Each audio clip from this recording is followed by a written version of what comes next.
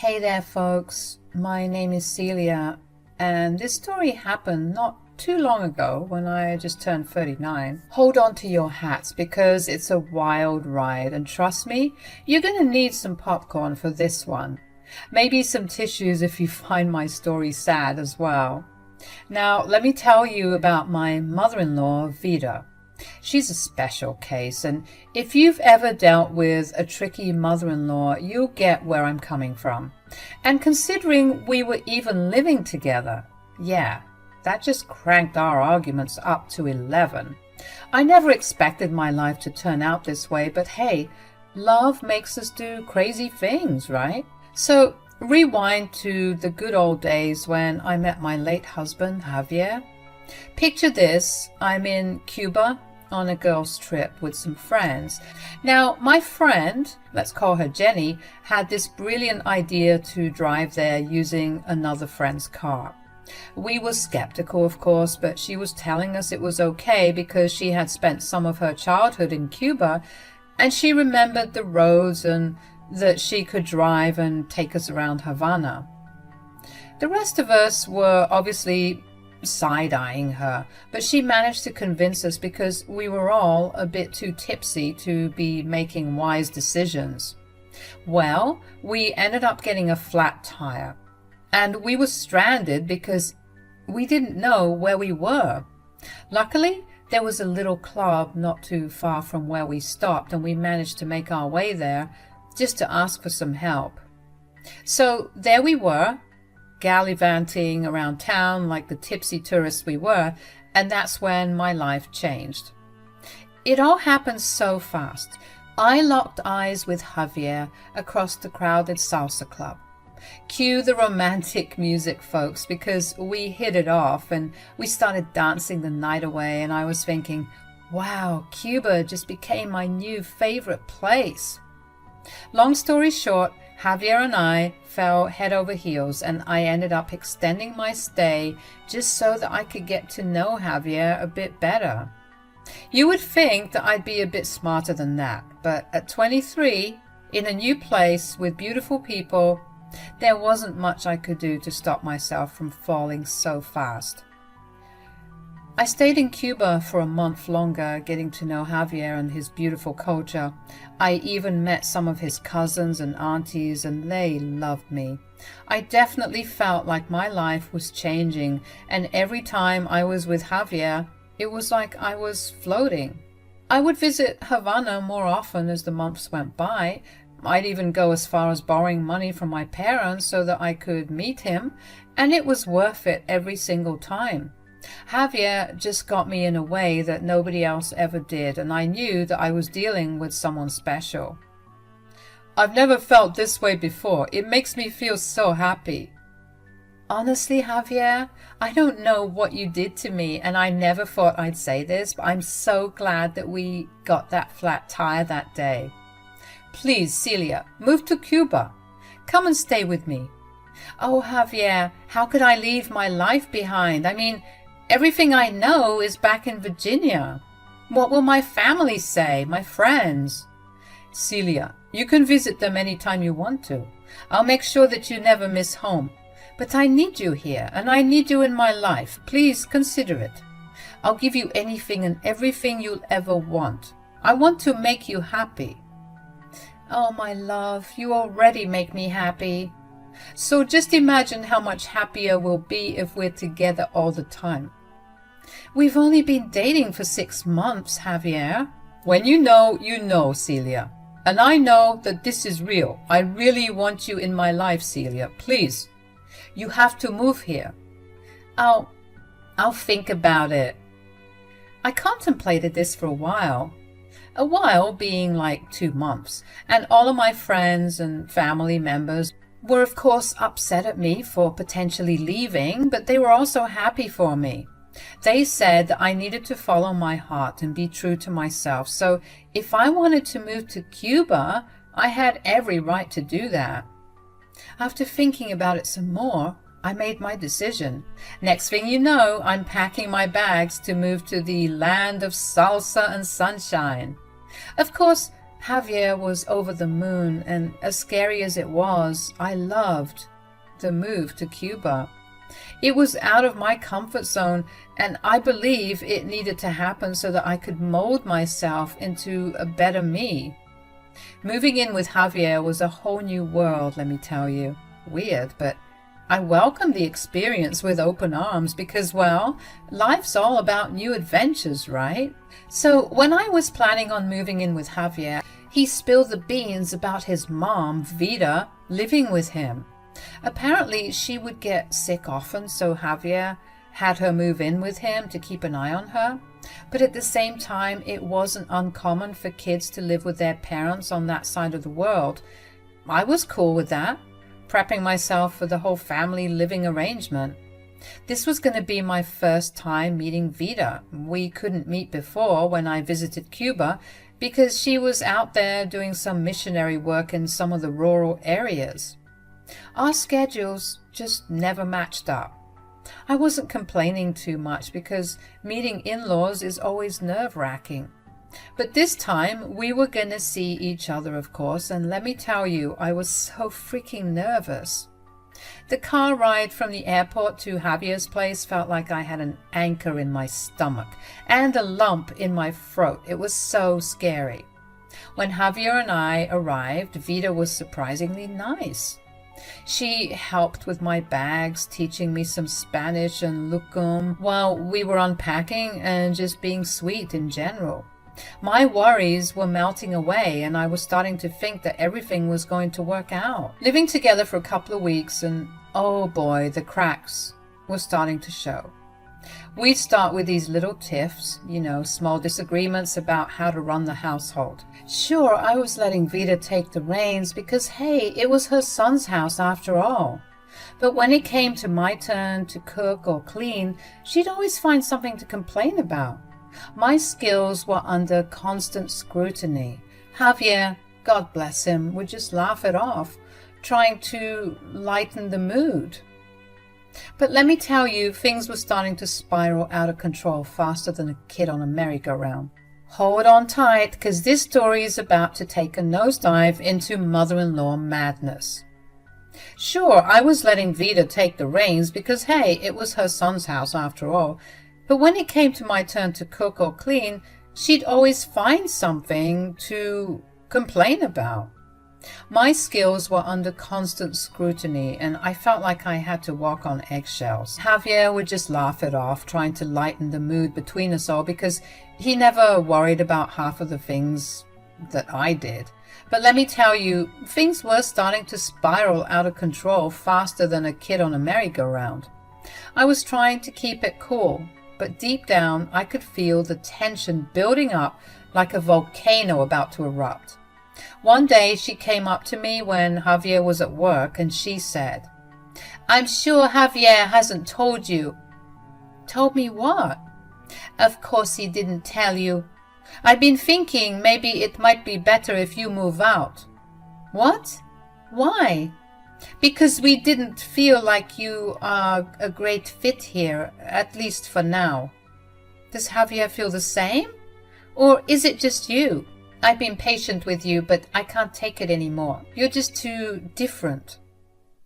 "But I'm learning, Vida. I love you and Javier, and I want to be here, please."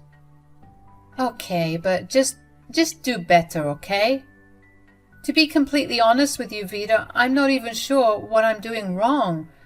You'll complain about my cooking or my cleaning, but what exactly is the issue?"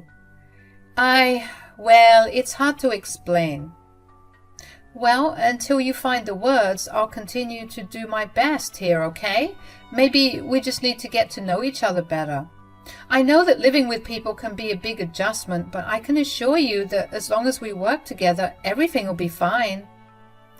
"Yeah, all right." "So are we good? Do I still need to move out?" "We'll see about that."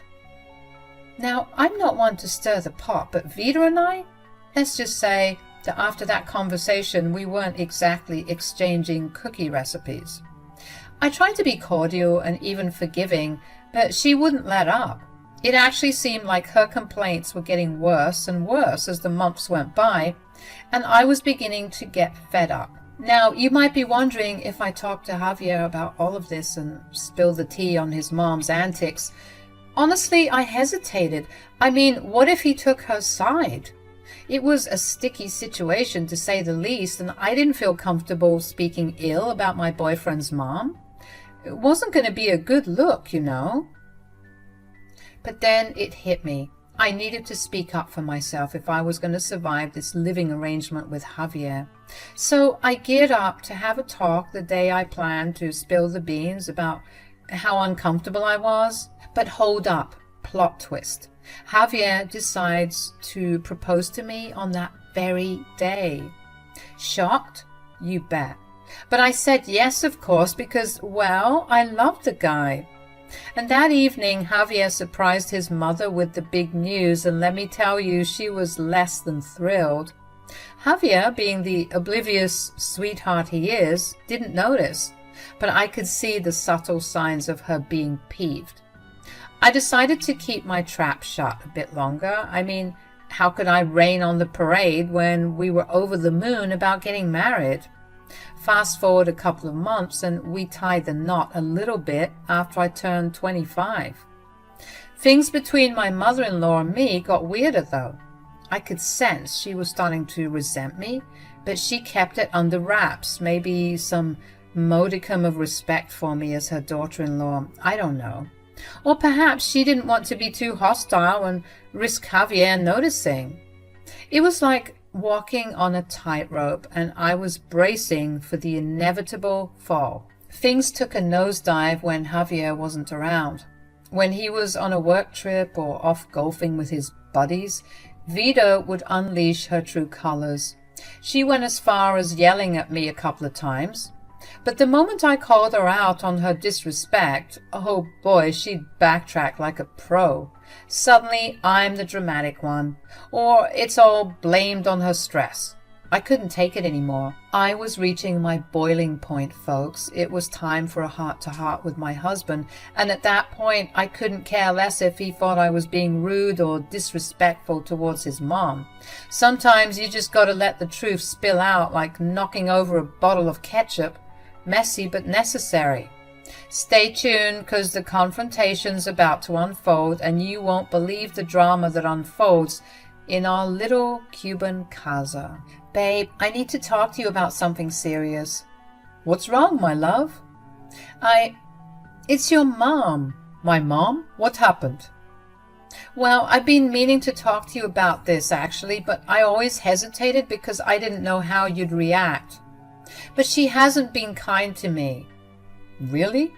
Is it about your cooking? You know, she's just teasing, babe. I'll admit she can be a bit catty, but her heart's in the right place, I swear. Javier, just a couple of days ago she yelled at me all because I used the blue duster instead of the red one. Yelled at you?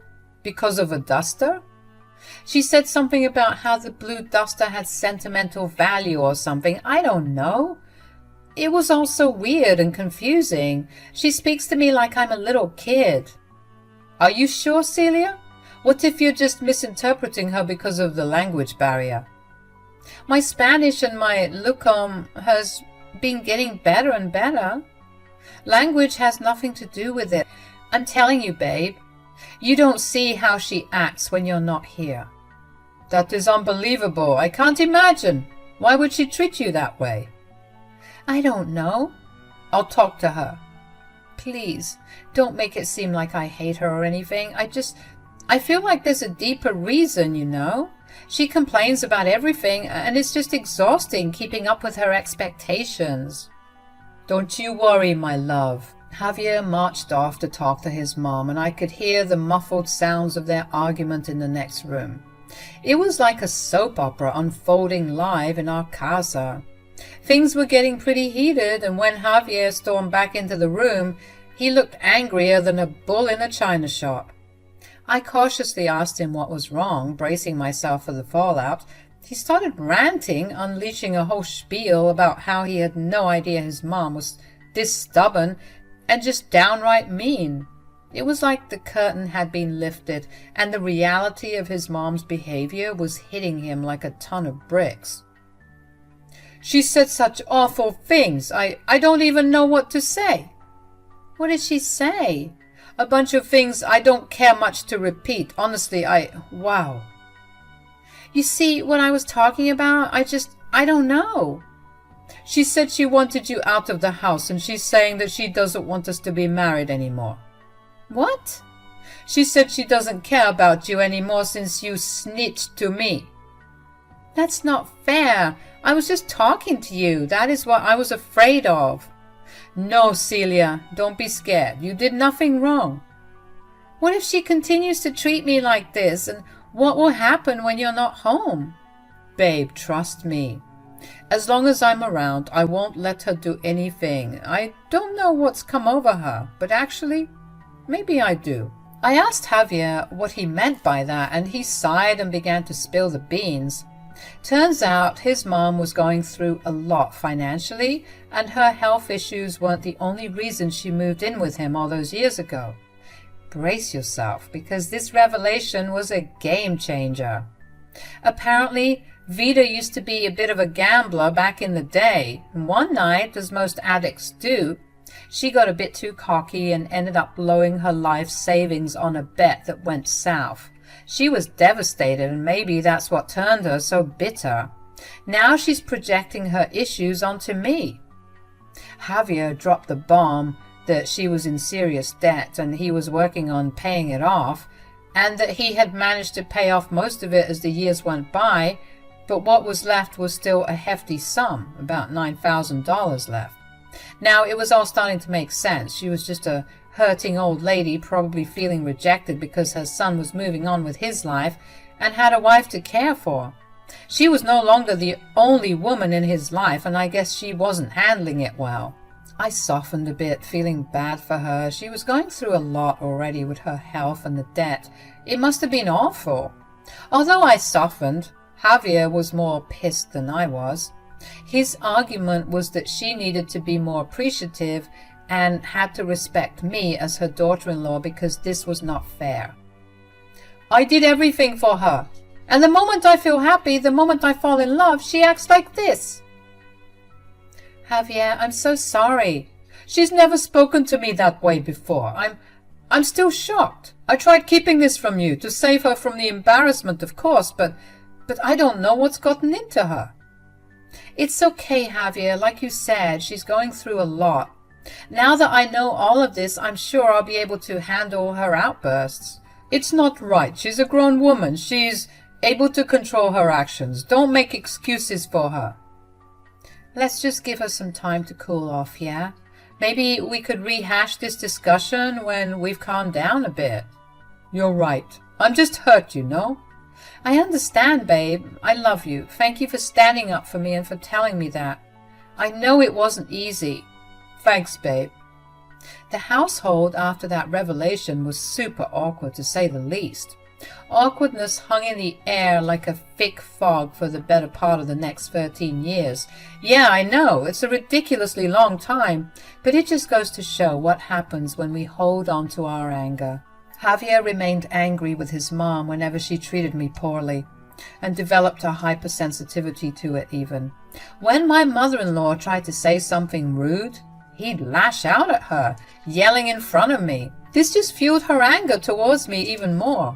It was a toxic cycle, and most times it felt like Javier and I were living with a toxic housemate, not an actual relative. Javier dropped a bomb on me a couple of years ago. He had stopped paying his mother's debt. I was shocked. Their relationship had been strained, and I guess that was the main reason. It was awful. I felt like things might get better if we moved to the States, maybe Virginia. I was missing my people, and we were all unhappy in Cuba. Unfortunately, I never got the chance to share this plan with Javier because something awful happened. One day, as I was coming home from the farmer's market, I got a call from Vida. For some reason, I immediately knew something was wrong. I had never heard Vida scream like that. She sounded like she was in pure pain. The news she delivered hit me like a ton of bricks, and suddenly, buying those mangoes at half price didn't matter anymore. Nothing did. She told me that Javier had gotten into a car accident and was pronounced dead at the scene. She said she was on her way to the site and that I needed to hurry. She said that she was on her way to the site and that I needed to hurry. My world shattered. Apparently there was some drunk driver and he was trying to avoid, which made him swerve to the far right, causing a massive collision with the car next to him. The other people involved managed to escape with some injuries, but my husband lost his life. Life suddenly felt unbelievably unfair. I was heartbroken, and nothing has been the same ever since. Even though I was praying to the gods and hoping that this was a bad dream, it was unfortunately too real. Vida and I had this secret code where we just stood in silence. In the morgue, at the funeral, and even in the house, we were just silent. I mean, what would we say? It seemed like silence was the only thing overwhelming us. It was so awful how everything was crashing down, and the glue that held us together was no longer here. A couple of months went by, and I wasn't even able to celebrate my 39th birthday properly. I mean, how could I? I was depressed and I didn't feel like celebrating anything because there was nothing to celebrate. Most days in the house were filled with silence, only talking when we had to get groceries or pay the electricity bill. I lost my lover and my best friend all too soon, and honestly, I was ready to move back home. Cuba seemed like a 15-year-long fever dream at that point, and I was ready to wake up and face the bitter truth of reality. But then I thought about my mother-in-law and how lonely she must have felt. And that's when I decided that all this drama, all of this beef needed to be left in the past. None of that compared to the pain of losing someone we both loved dearly. Life throws curveballs, and sometimes it feels like we're drowning in the storm. But if there's one thing this journey has taught me, it's that even in the midst of heartbreak and silence, there's room for forgiveness and understanding. You see, I decided to extend the olive branch, and it was a pretty hefty olive branch at that, because I decided to pay off her debt. Yeah, you heard that right. I was going to pay off that $9,000 so that perhaps she could see that I never hated her, and that I've always cared for her. I went through some of Javier's documents and files to get the details of the debt she owed, and surprised her with the news that she would now have a free conscience. After about a week or so, everything was settled and I had paid off all her debt. It felt super freeing, and I could just feel the healing start to work between us. So one day I brought her flowers and a note that told her the news, and I was anticipating her reaction. I was expecting her to jump for joy or even cry. But I wasn't expecting her to be angry. "How could you do this?" What? What's going on? "I didn't ask you to do this." "Vida, there's no need to feel embarrassed. Javier told me everything and I just wanted to help." "You had no right to do that." "Maybe I didn't, but all we have is each other, right? Javier would be happy knowing that." "Stop saying his name. I don't want to hear that name. Do you think I want your pity money? When my own son refused to help me?" Vida, please, let's sit down and talk about this. I know you're hurting." "No, don't talk to me. I don't want to see your face." "Vida, please, calm down. I think it's time that you get out. You need to leave. This is not your home." "Excuse me?" "You heard me. I've never wanted you here, and now that he's gone, you don't need to be here. Get out. Get all of your stuff and get out." I couldn't believe what I was hearing. I tried reasoning with her, but you can't reason with someone who is unreasonable. She kept yelling, and she started getting violent, throwing and breaking things, and at that moment I was just so overcome with sadness that I let her have it. I had no energy to fight her. Since I was planning on moving back home anyway, I decided that I would give my mother-in-law what she always wanted, her space. So I went upstairs, ignoring her insults, and began packing my things. I was obviously going to pack Javier's things as well. It seemed like her son was literally in figuratively dead to her. It was such a shame to see someone like that act that way, especially towards their kid. I was crying as I was ripping our closet apart, being angry at everyone and everything for the way that I was feeling, and I came across a little box I hadn't seen before. I opened it up, of course, and I got the shock of a lifetime. There was a letter from Javier, and the tears just burst out of me like a tap. The letter read, "My love, happy 40th birthday. I hope you enjoy your present. I've been planning this for years just so that you know how much I love you. I'm sorry for everything I've put you through with my mom, with anything else that has ever stressed you out. I love you. You are my everything. And I hope that you know that I would move mountains for you.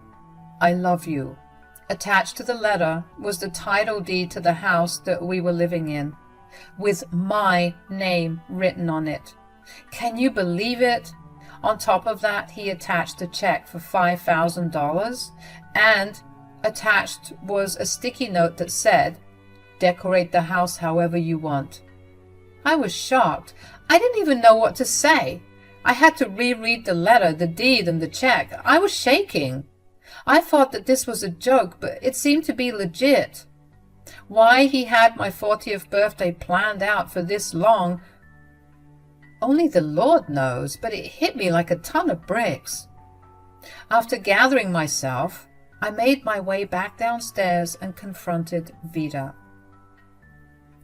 "Your things better be packed. I don't want to see you anymore." I showed her the title deed, and she scanned it over with her angry eyes. When she realized what it was, her eyes went wide. She reread it, and I assured her that it was true and legit. She started yelling, and I calmly explained that I didn't even want to consider the deed. But she began cursing at me and saying some really vile things. I was now angry and completely fed up with her, so I yelled back for once and told her that I was taking the house and that she should leave. Oh boy, that's when she changed her tune real quick. She was now crying and begging me to help her. I told her that she should look for a new place since she was now debt-free, but she continued to beg and plead, telling me that she was sorry and that she wanted to rebuild our relationship. I told her that I was sick of her nonsense and that I didn't want her in my house. "How dare you? You're so selfish. Your name might be on the deed, but this is my house. If you want to bring that up with the police, that's fine, but in the meantime, I want you out of here, okay? Celia, you can't do this. Where will I go?" "I don't know. I don't care. I've had it up to here with you. You think you're the only one going through things? I guess you'll learn real quick to be a good person when you're sleeping on the streets." "Celia, please. I didn't mean any of those things I said. Really. For all those years you were lying?